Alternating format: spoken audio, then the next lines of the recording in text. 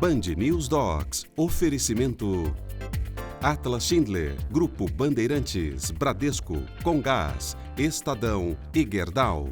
Realização Fiabice Brasil e Secov São Paulo.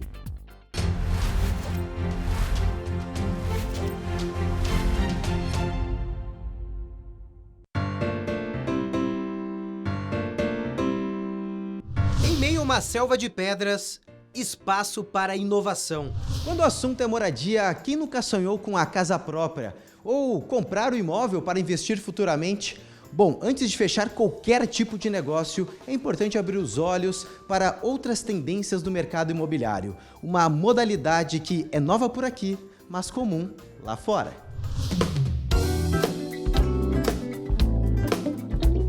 Funciona assim: as empresas constroem os prédios residenciais, mas não vendem os apartamentos. Elas alugam. Achou estranho? Pra gente, parece sim. Nos Estados Unidos, não. Por lá, a modalidade deu certo e vem ganhando espaço entre as famílias que buscam uma experiência descomplicada e sem dor de cabeça de um aluguel. Então você aluga um apartamento praticamente pela internet, sem burocracia, sem depósito, sem fiador, você assina um contrato digital, você tem uma experiência de mudança, onde a gente tem uma pessoa que é responsável por cuidar de você nessa mudança, e a gente te entrega um apartamento lacrado, né, higienizado, esterilizado e novo para você. Então você mora naquele apartamento, você muda, e no dia a dia a gente tem a comunidade do prédio.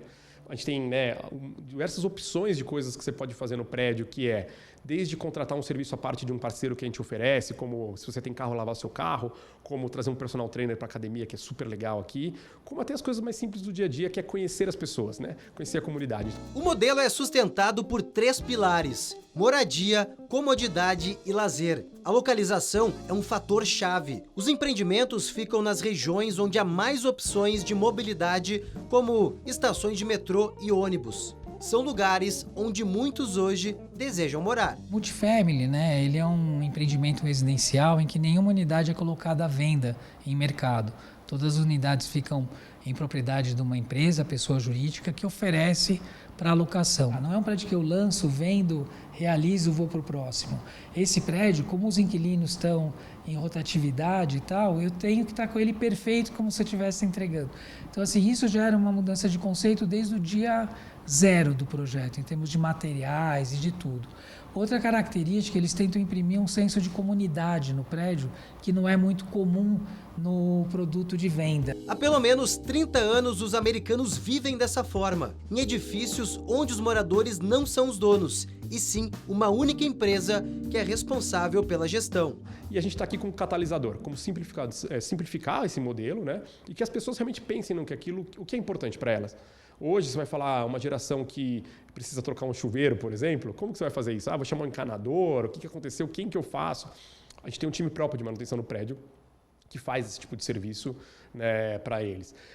Poxa, queimou uma lâmpada, como que eu vou comprar a lâmpada? Onde que eu tenho que trabalhar? Sair cedo, quero malhar, quero ir para um restaurante, né? Então, assim, foca no que é importante para você e deixa essa questão da moradia conosco. Então, esse é o grande conceito, né? Use, né? Desfrute. Aqui no Brasil, há pelo menos 6 prédios com esse modelo de negócio. Um investimento de mais de 1 bilhão e 200 milhões de reais em construções. Desde empreendimentos de alto padrão até edifícios menores, há diversos benefícios para quem está em busca de um novo lar para chamar de seu. Esse conceito vem também para a propriedade imobiliária, né?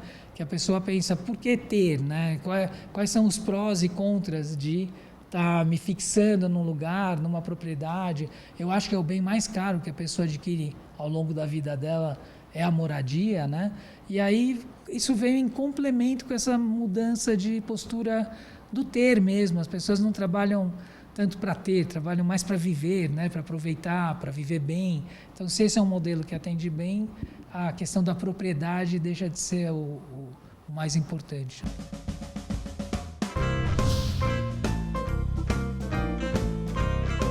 Vigas de madeira, as lajes de madeira e as paredes, adivinhe, também são de madeira. Em construções como esta, a estrutura é feita 100% dessa forma.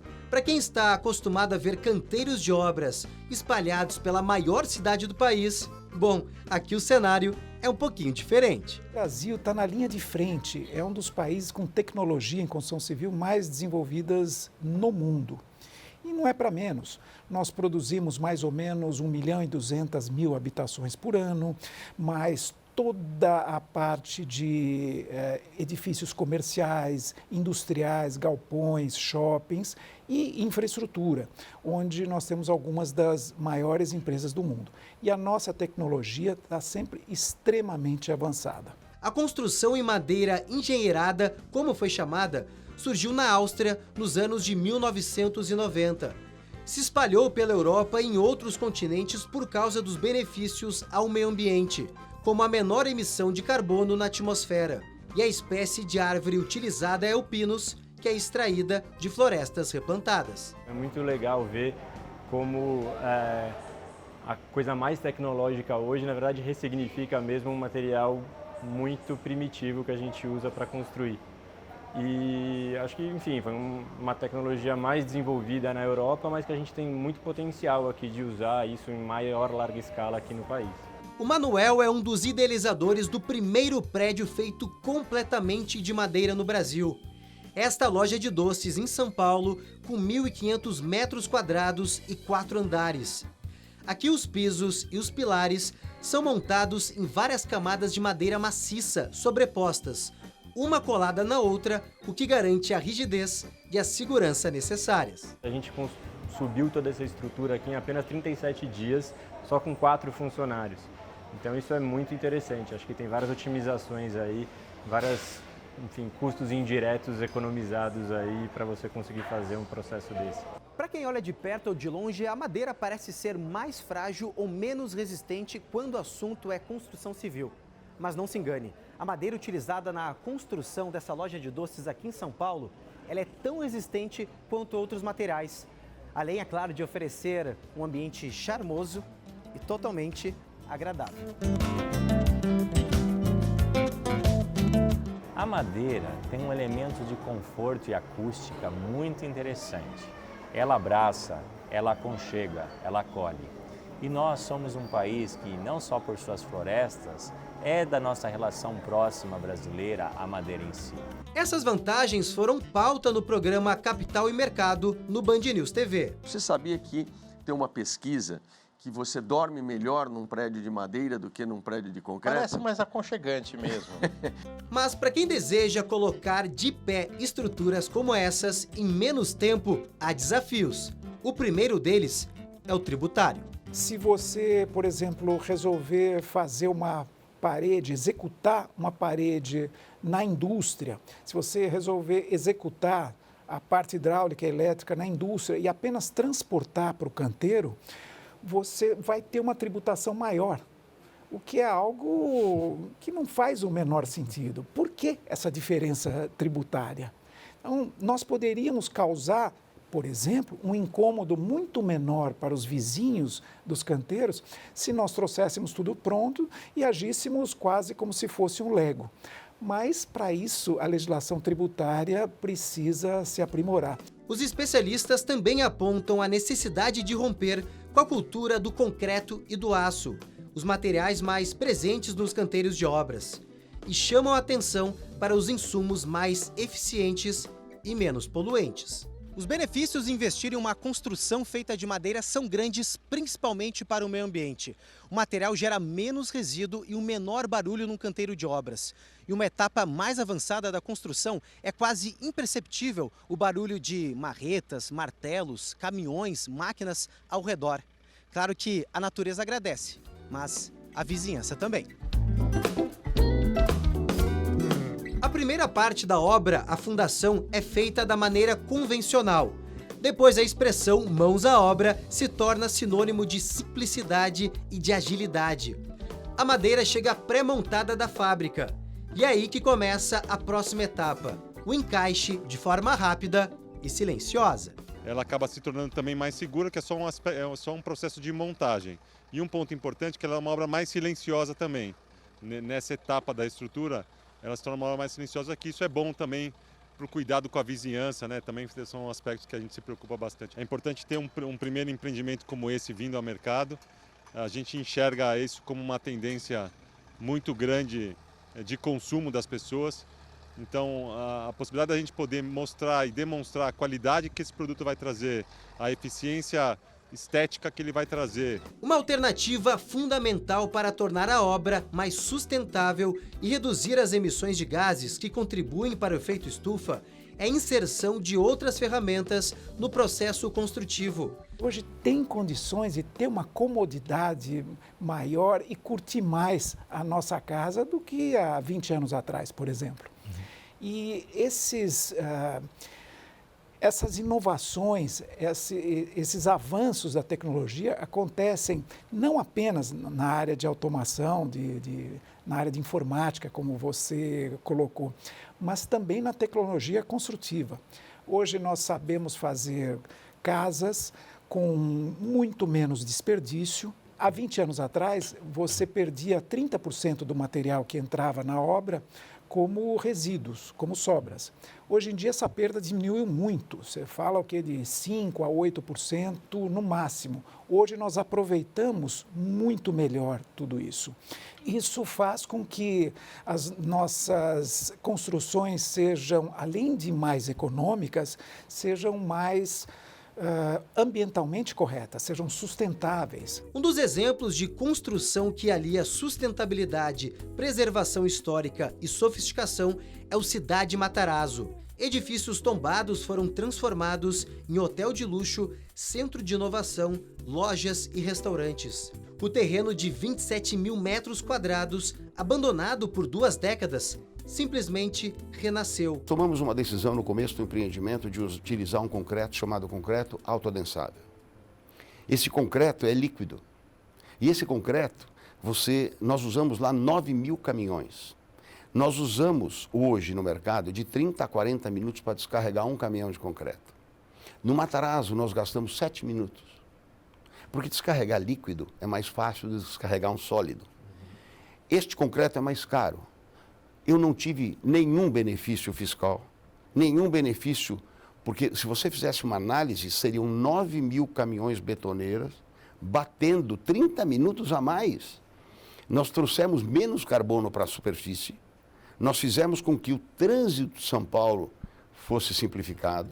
O conceito de sustentabilidade na construção civil visa justamente garantir que antes, durante e após as construções, sejam feitas ações que reduzam os impactos ambientais, potencializem a viabilidade econômica e proporcionem uma boa qualidade de vida para as gerações atuais e futuras. Há uma defasagem, às vezes, de 50% e às vezes de 100% em cima dos insumos certificados. Isso não pode continuar existindo. O governo tem que derrubar a tarifa o quanto antes. Se ele não derrubar a tarifa do elemento sustentável, não há competitividade, não há mercado.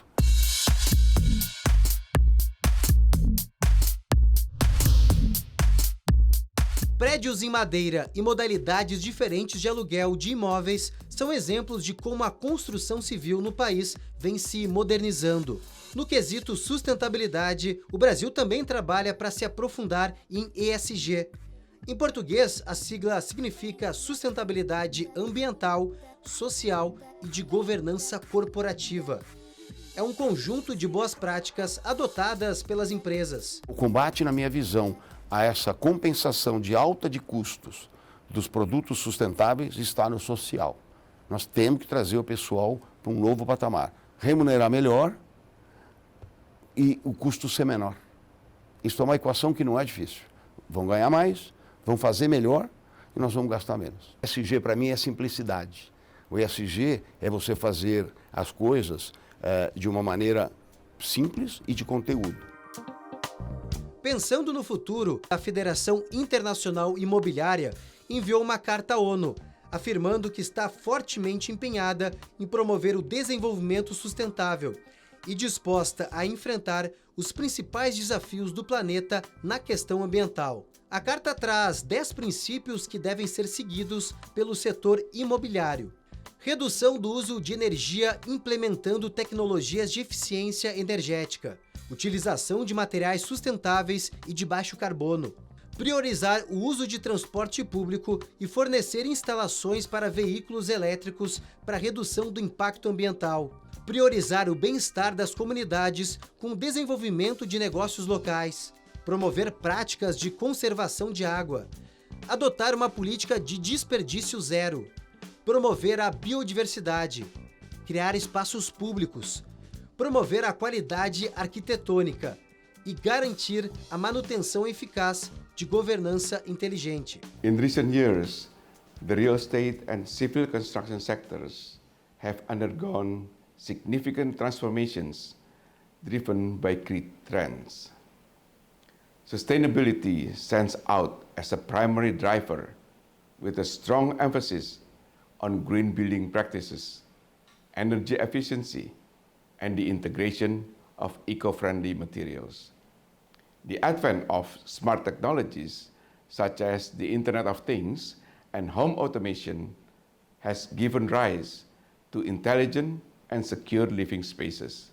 Hoje as regras de compliance que existem são bastante intensas e são seguidas. Ninguém ousaria deixar de seguir um compliance que é necessário.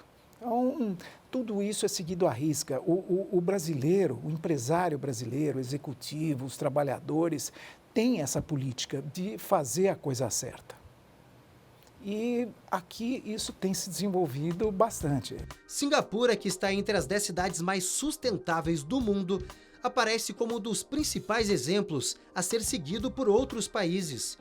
Desde o início dos anos de 1960 até os dias de hoje, o governo do país asiático investe em sustentabilidade com políticas de investimentos em edifícios verdes, reuso e captação de água e a criação de um sistema público de transporte que fosse altamente eficiente. O plano diretor que a gente considera mais bem sucedido aí do mundo é o de Singapura, né?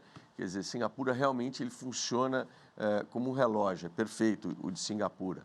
Daí tem o de Vancouver, que também nós tivemos a oportunidade de ver, que é muito bacana. Melbourne, muito bom. Em Singapura, eles são muito assim, adiantados na parte de... Por exemplo, a parte de aprovação de planta é impressionante. As inspirações de aliar modernidade com SG vieram de países asiáticos, mas o Brasil tem avançado para se tornar uma referência no setor. O velho concreto, o velho aço, muito provavelmente continuarão presentes, mas talvez utilizados de uma outra forma. Uma otimização diferente que permita com que eles executem as suas funções, principalmente estruturais, separação de ambientes e tudo mais, de uma forma que seja adequada daqui a 20 anos. Infrastructure, sustainability, building, facilitating, managing, encompassing all of the aspects of the real estate industry. They fall under our umbrella, and we are the best suited to help with these aspects of sustainability and building better cities. And the commitment that we've made this year with our new charter underscores everything that we believe in and that we support with the UN.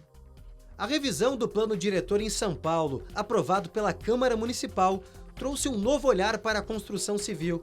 Uma das principais mudanças é o adensamento populacional, o que na prática significa ter maior concentração de pessoas morando perto de eixos de transporte público, como estações de metrô e trem ou corredores de ônibus. Já o limite de distância onde os prédios mais altos podem ser construídos aumentou de 600 para 700 metros. Dentro dos bairros, os prédios também podem ser mais altos. Apenas apartamentos com no mínimo 60 metros quadrados terão direito a uma vaga de garagem, uma maneira de estimular o uso do transporte público. É a construção civil com um olho no presente e o outro no futuro. Pouquíssimos canteiros no mundo têm as condições de trabalho que nós proporcionamos aos nossos colaboradores aqui no Brasil. A segurança aqui é levada extremamente a sério. Nós podemos comparar, por exemplo, com os Estados Unidos, que é sempre o maior dos parâmetros, talvez a maior economia do mundo, e a gente não vê alguns equipamentos de segurança que a gente utiliza aqui no dia a dia com muita frequência por lá. Nós não vemos alguns confortos nos canteiros que a gente vê por aqui, a qualidade dos alojamentos, a qualidade e o número de refeições que são fornecidas para os nossos colaboradores. Tudo isso representam tremendos exemplos positivos que deixam a construção civil brasileira à frente em termos mundiais.